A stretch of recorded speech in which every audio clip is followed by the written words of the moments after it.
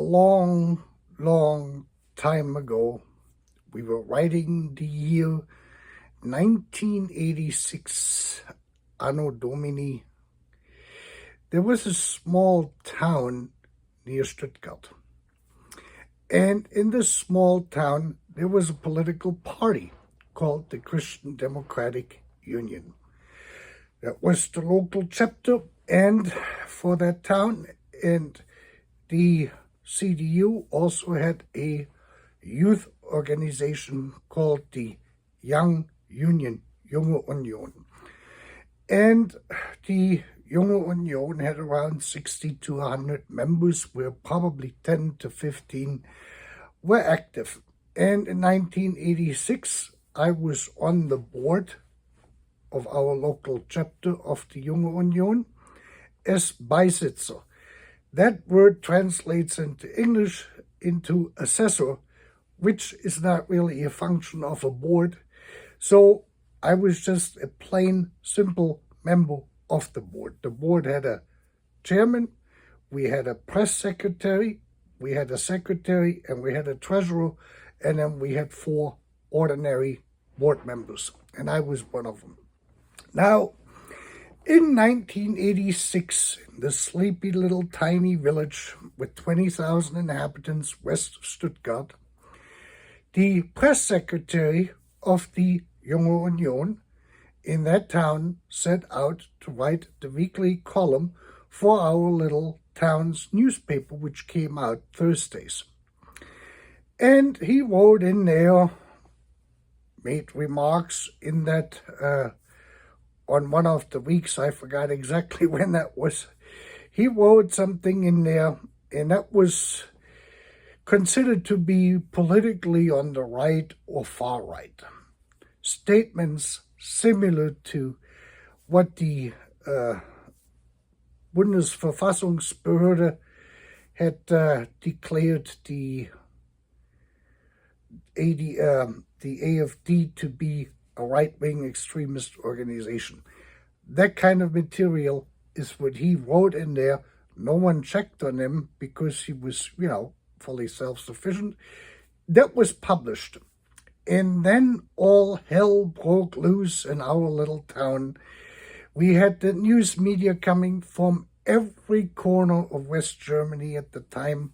We had the evening news there, and at the time our chairman and the chairman of the CDU for our town and our member of the state parliament, Günther Oettinger, had to come too, because he was part of our town. He came from our town. He was member in our local chapter. They all had to go on television and, oh God, no, he didn't mean what he wrote, and this, that, and the other thing.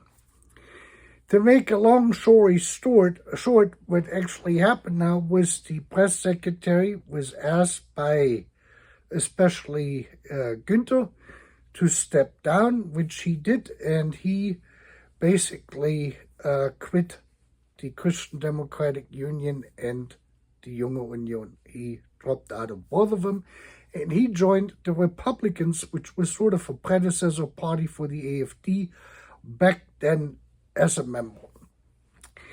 But here you can see on how we actually reacted, or what the response was of the CDU itself at that time. And the media attention we got, unwanted, because this was not official party line program stuff what he had written up there. It entailed discriminatory, statements against other ethnic groups and that sort of stuff, or foreign workers who were in Germany and asylum seekers and all of this stuff what we're having now. Now you have to remember, I think this was in 1986. So when they came out this week that the monitoring governmental entity which monitors any type of political extremism in Germany for their, political content of what they're publishing, especially in the public, what is publicly available and said, they come out. In our case back then, it wasn't really even necessary for them to get involved because the action from the party, from the Christian Democratic Union here in this case, was so swift that they pushed our press secretary out at the time. Then at the next board meeting, ironically, they needed a new press secretary. And then everyone was looking at me because I had been in high school part of our high school newspaper, which we did like 4 times a year. We were supposed to, sometimes it was twice a year, sometimes 3 times, and then a few times we did it 4 times. And I never really wrote much because I did mostly selling the advertising for that to the local store owners, for them to advertise on our paper. And I wrote a few things. I took some pictures when we took trips, and they would put that in there and write something up. So now they wanted me to write this stuff, and I said, well, yeah. And then before I knew it, they elected me to this position. So I became then the press secretary for our local chapter of the Junge Union for like 1 or 2 years. And I would go and look through, in our little office we had, I would look through the official party program. We have that in Germany. This is usually stuff which they discuss at party conventions and that sort of thing, and then it becomes a party agenda or party program. And I usually copied stuff out of this and then published it a week or every other week in our newspaper. And then now and then we wrote something up when there was like a activity we participated in the town. Anyway, but now back to this AFD thing and the shockwave this created. Like I said, it's because of my previous experience with this. I was not surprised at all that the Bundesverfassungsbehörde came up with this conclusion by looking through this stuff based on my experience growing up in West Germany, on how closely monitored the right and the left is in Western Germany to protect our constitution, or basically our Verfassung, our constitution, which is the basic law, what we call it, for any type of this kind of activity, which is derogatory, discriminating, or praises or publishes Nazi symbolism, Nazi ideology, and all of the stuff that comes with it. And it goes for the left wing the same as for the right wing. They're both monitored by those. Now, this doesn't mean now that the AFD is going to stop existing. The process is going to be that either the Bundestag, the parliament, or the Bundesrat, that is the state legislatures where they're represented, or the ruling party now, the Regierung, is gonna pursue this and bring charges against the party, the AFD, in the Bundesverfassungsgericht. That's the court we have. It's like a constitutional court. So someone has to actually bring this to court, and then the AFD would have a chance to plead their case from their perspective. There's a very high bar, a very high standard in this before a party is going to be outlawed, so to speak. And it could happen. We will see what's going to happen. But with the reaction from what I know, when someone published something like this in 1986, of what the AFD has been accused of so far, because I haven't read any of this. I haven't seen it in newspapers or in flyers or in online public. I haven't seen any of this stuff, so I couldn't tell you. But this is what they're being accused of, is exactly that, what we asked our press secretary for, to step down, and he basically quit our party, the Christian Democrats, and went to the Republican Party, which had no relationship to the American Republican Party, but it was a far right-wing party in the 1980s. Never gained very much popularity, but that was already to the right of the Christian Democratic Union, and that was the the catch basin, so to speak, for all the right-wing people who didn't fit or didn't feel like that the Christian Democrats were representing their political views. That's probably the best way you can describe it. So knowing this, I would not be surprised if either the Bundestag collectively or the, Freddie Merz here is going to charge ahead and file a complaint with the Federal Constitutional Court, and they're going to take this up, or if the Federal Prosecutor's Office is going to take a look at this, and they could bring then charges there too.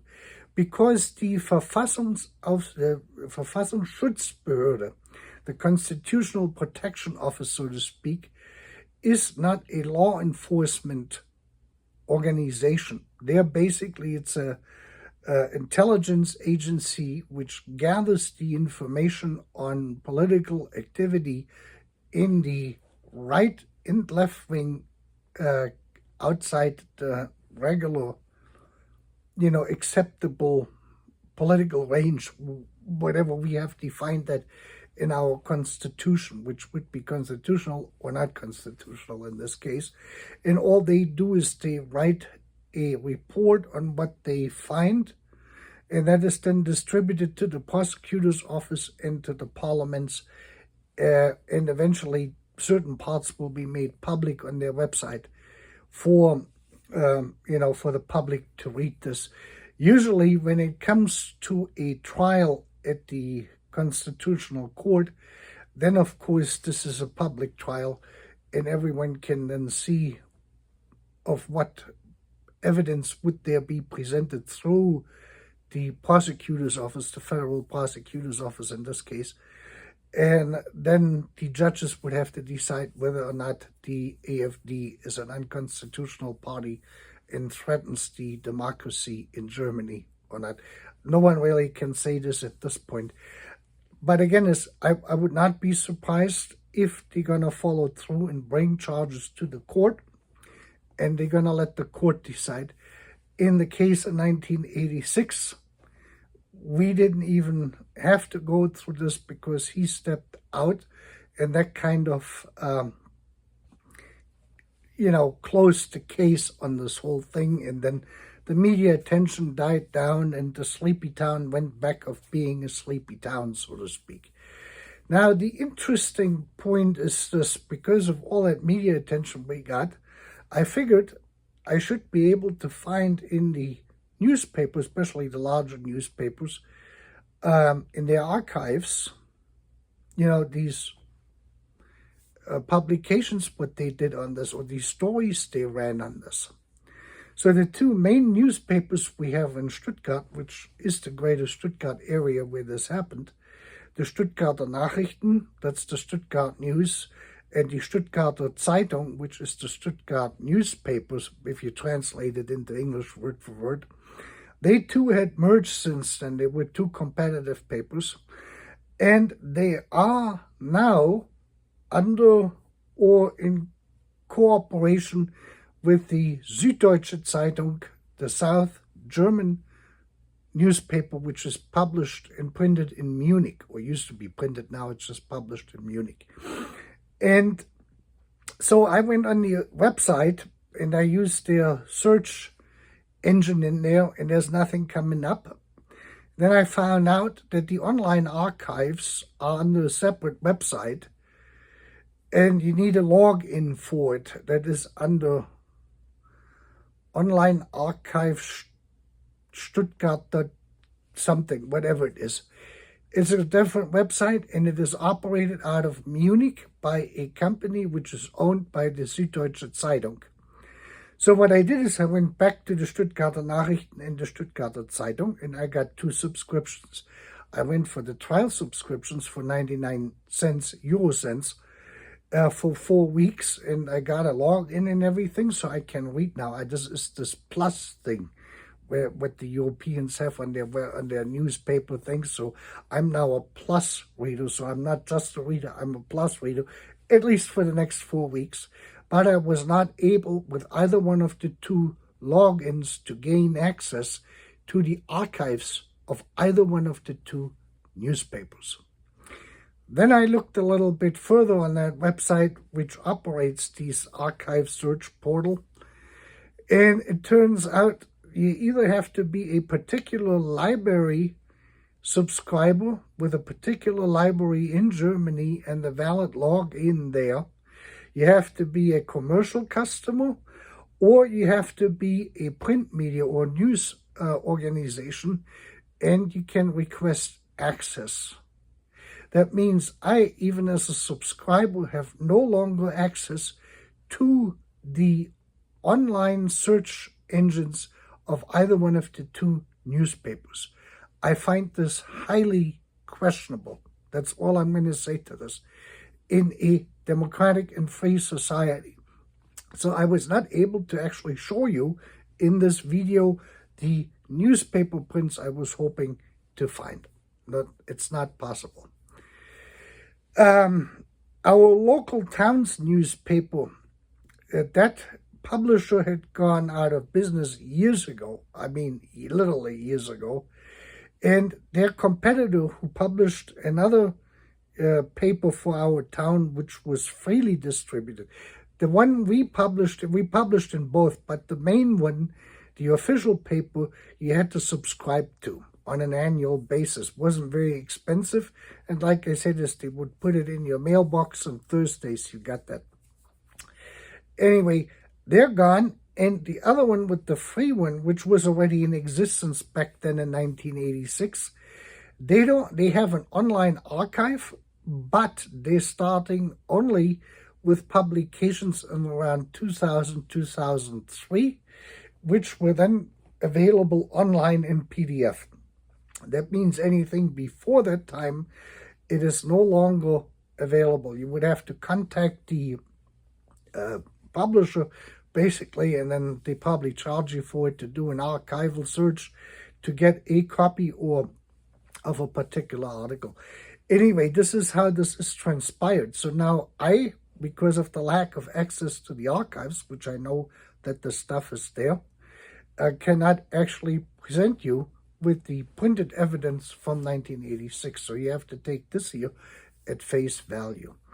That was just all I wanted to say. So I'm like, again, as to sum this up, is I'm pretty certain that they are going to file charges at the court. That is going to come either through the Bundesrat or Bundestag, either one of the two institutions, or even the Federal Prosecutor's Office on its own. They may bring this, and then we will see what the court is going to do with this stuff. And again, this is based on my experience and how they responded in 1986. By they, I mean in the hierarchy higher up than I was as an ordinary board member, because at that point I was just a board member. It was after that I became the press secretary, not quite against my will, but it wasn't my favorite thing or my thing I did. I did it because I was asked to do it, and you know how that goes. It's the sense of duty. That is this Prussian-German thing. When someone asks you to do something, you comply with it. You say, jawohl, and then you go on and you do it, and trying to do a good job so everyone is happy when you do it. Anyway, that's for what it is worth it. On the other hand, it's just, I'm still working on the stuff for the Prince Albrecht Palais. And like I said, I'm going to make 2 videos. I have virtually all the material together in terms of pictures and documents and all of this stuff for the second part, which will deal primarily from like 1918 on until it was bombed in 43 or 44. But it is the one where I'm working on, where I'm having difficulties with, is the one from basically 1735 on, when the thing was built, that building, until 1918, because there were only very few painters at this time who painted buildings and landscapes of Berlin during those years. I have found some of them. The problem is that they're all copyright protected. So someone went into the museum, took a picture and they posted these pictures online with a copyright imprint on it, and you can buy them. I think they want 40 euros per picture. If you buy 10 or so, you get them like for $200, and they're like then $20 or something like this. Just that you have an idea. And so I have found 7 or 8 paintings in picture form, but I cannot use them without paying at least 200 or 300 euros for the royalties to get the copyright claimant, because the price for those goes up depending on how you want to use them in your video material. If it is just, for instance, on a website, on a personal page, say like on Facebook, then it is like $40, and then if it is for commercial use with advertising and everything else, I think then they want 100 euros or something like this per picture. It's kind of crazy. So I'm still looking around, trying to find these pictures which are not copyrighted, because this gets pretty expensive making these videos, these documentary kind of videos, without violating other people's copyright. So you're trying to find material which is in the public domain, and that is tricky because the topic itself, is not very a popular topic. So there's not a lot of people going to the museums taking pictures of these paintings, basically. And if you have a painting which was, for instance, published in a auction, then they usually have a picture, but then the auction house owns the right to that picture. So you cannot just use that. So it becomes a very tricky undertaking because I really don't want to violate other people's copyrights. And, I would appreciate it if I have some copyrighted stuff here that no one else is going to use this. But this is kind of what's holding this whole thing up. And I didn't want to publish the second part I could make right now and then do the first part later on, because it would be out of sequence. So you have to bear with me. They will eventually come and I will show them to you, and I hope you will enjoy them. Other than that, politically, I'm not going to say much to this. With the Ukraine, we will see how this is going to develop. With Trump being now in that mix over there, and he's no longer best buddies now with Putin, and who knows which way this is going to turn anyway. So we have to be a little bit patient to see what's going to happen. I think that Vladimir Zelensky, is on the correct track the way he's handling all of this stuff. That I have to give him a lot of credit for, because it's a very difficult, politically very difficult situation to deal with. You have the United States, you got Europe, you got the Chinese. You're buying stuff from the Chinese, so you don't want to offend them too much. They're selling stuff to the Russians at the same time. They're basically cashing in from every side and getting cheap oil out of this deal, and cheap coal and cheap gas. So this is kind of a absolutely crazy situation, this whole Ukraine war. I've said this several times in my videos that I feel deeply sorry for these people in the Ukraine, that they have to endure this blank insanity, that they got literally thrown in the middle of this political mix out of East, West, emerging markets, the BRICS country under sort of the Russian-Chinese guidance here, leadership, and the West trying to maneuver through this, and then the United States. That is not easy. This is definitely not easy, and then trying to win a war in this. We will see. Other than that, I don't have really anything I wanted to talk about it. I would like to thank every viewer who has subscribed, and the ones who like the videos. Thank you very much, and we will be seeing you here in a not too long a time.